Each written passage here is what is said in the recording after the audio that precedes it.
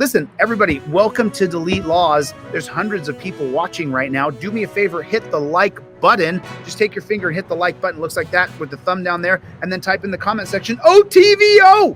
Overturn Terry versus Ohio! Just type it in the comment section, OTVO. Overturn Terry versus Ohio. I don't care when you're watching this.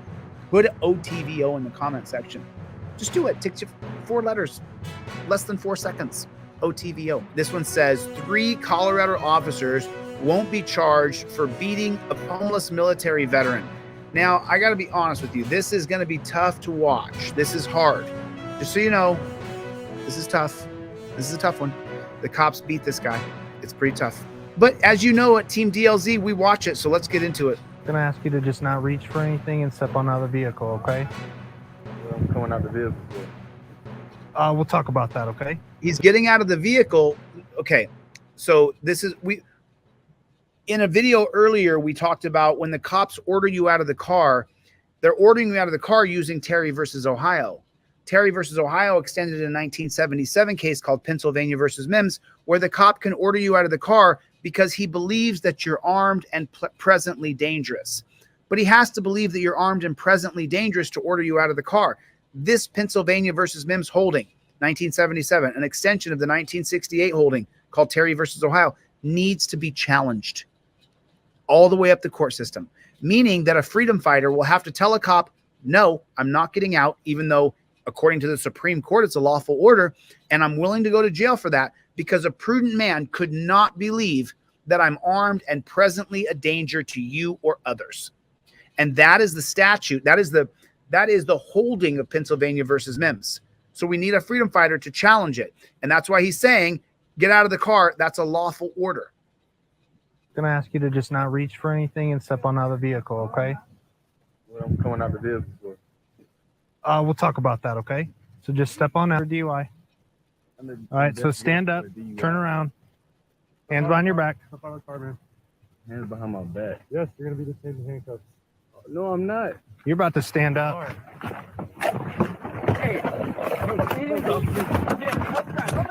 Victor 9-1 fighting.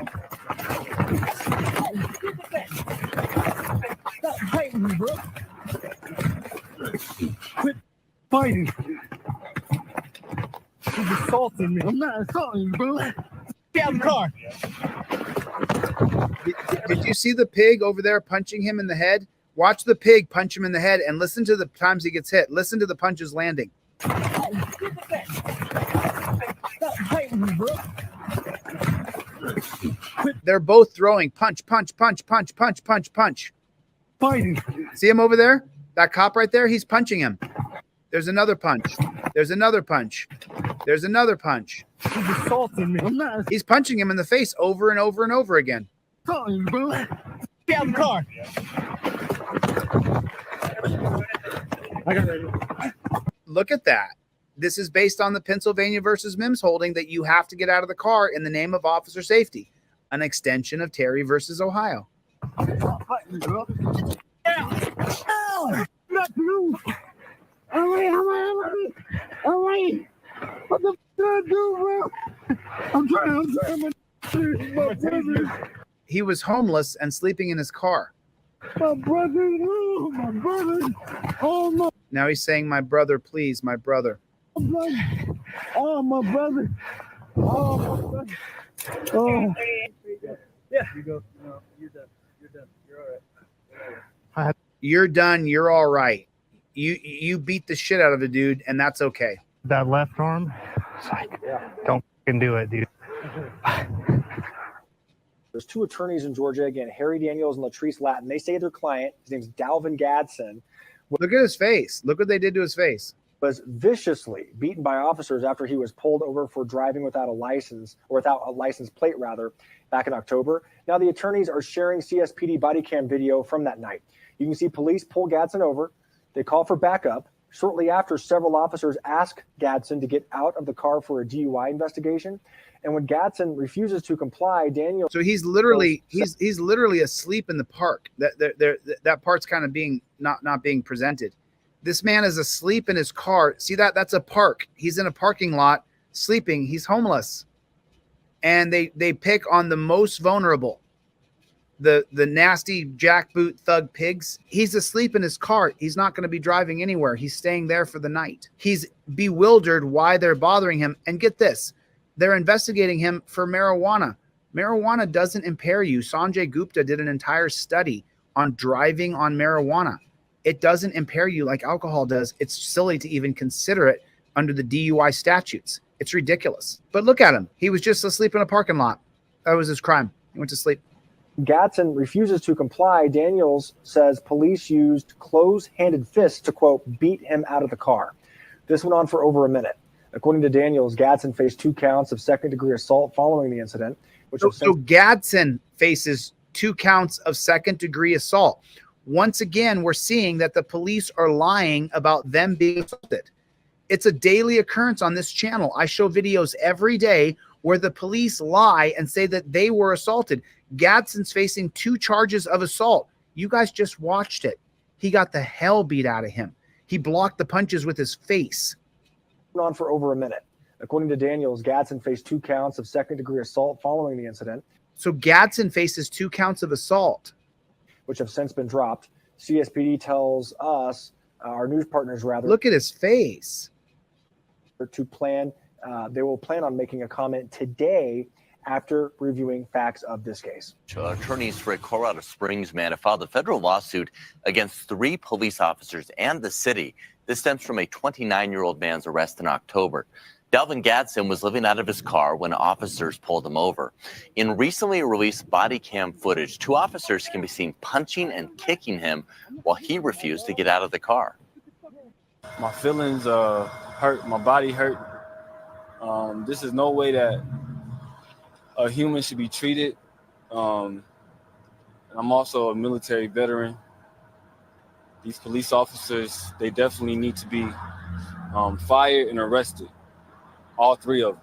So just so you know, here's the worst part of what Delvin just said.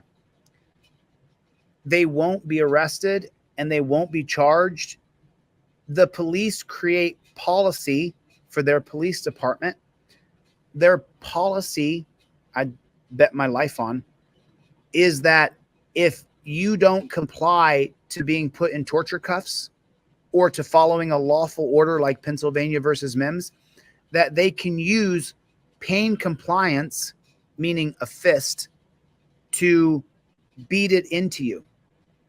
It's the policy of the police department. The policy of the police department is tied to the state contract that we have with police departments. The police department is an autonomous organization. It creates policies that then are representative of the state, city, borough, district. That's why you see when I sue federally like he is, often the city or the state or the county will be attached to the lawsuit, because even though the city, county, or state didn't make the policy that cops can use pain compliance to get you to comply, they're liable for it because they made a contract with that autonomous policing agency that is law enforcing, which is supposed to be peace officer, which is supposed to be upholding our rights.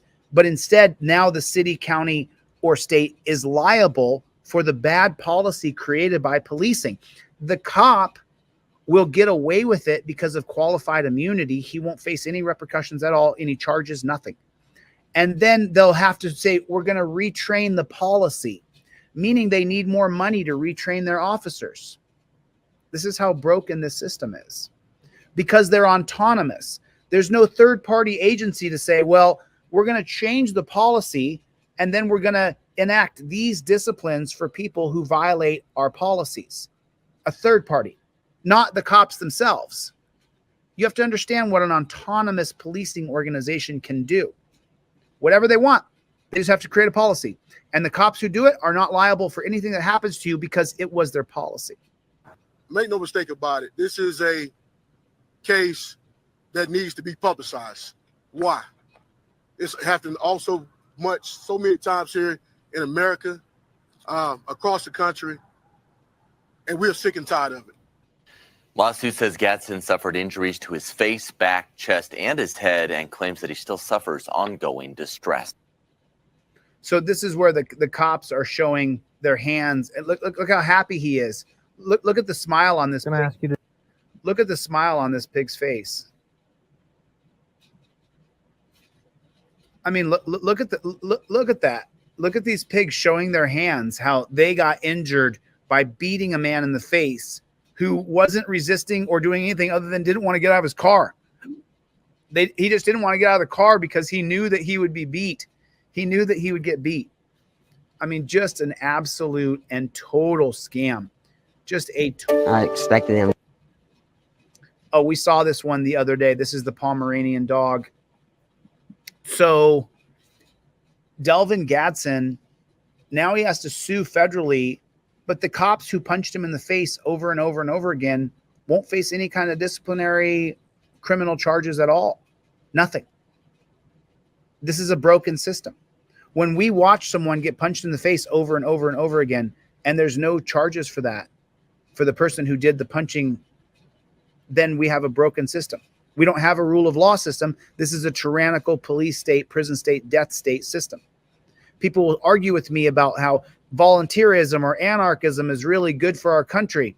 Well, why don't we try rule of law first? Because we've never lived under it. We've never lived.